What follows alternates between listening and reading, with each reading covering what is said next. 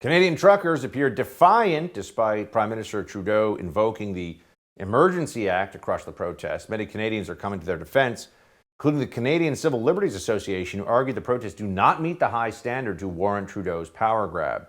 The CCLA criticized the Prime Minister, tweeting, "The Emergencies Act can only be invoked when a situation seriously threatens the ability of the Government of Canada to preserve the sovereignty, security, and territorial integrity of Canada, and when the situation cannot be effectively dealt with under any other law of Canada."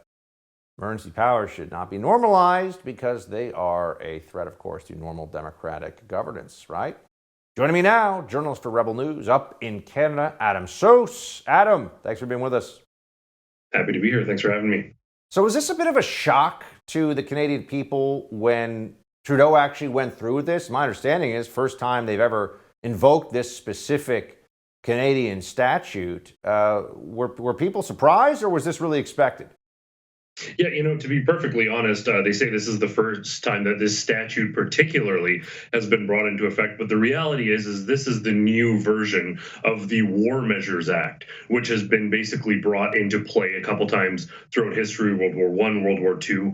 And then when we had the liberation crisis with separatists in Quebec who had kidnapped and effectively murdered, an extremely serious situation. So the last time that was implemented, and in that instance, there was massive overreach, overstep, and it wasn't just stopping that threat in Quebec. It was significant action and arrests of political opponents. Well, you can guess who did that. It was Trudeau, not Justin, but his dad, Pierre Elliott. So we are looking very much at a nepotism in a level that you'd see in some of these third world countries or communist countries, where there's a sort of legacy of tyranny. Now, we've had some arguably fairly elected representatives in between that window, but you're looking at the nepotism of sorts within the Trudeau family. And the last time that these measures were brought into effect, though they were under a different name, was in fact his dad. I don't think Canadians were shocked or surprised. The rhetoric that Justin Trudeau has been using, the language he's been using, the vilification of these people from the very get-go has been pretty transparently utilized to set this up and justify this sort of action. The fact of the matter is, though, even mainstream media is starting to shift to at least some extent on this. 5 provinces opposed the implementation of this Emergencies Act. And as you can see, some civil liberties organizations are at least starting to say, no, this is too much.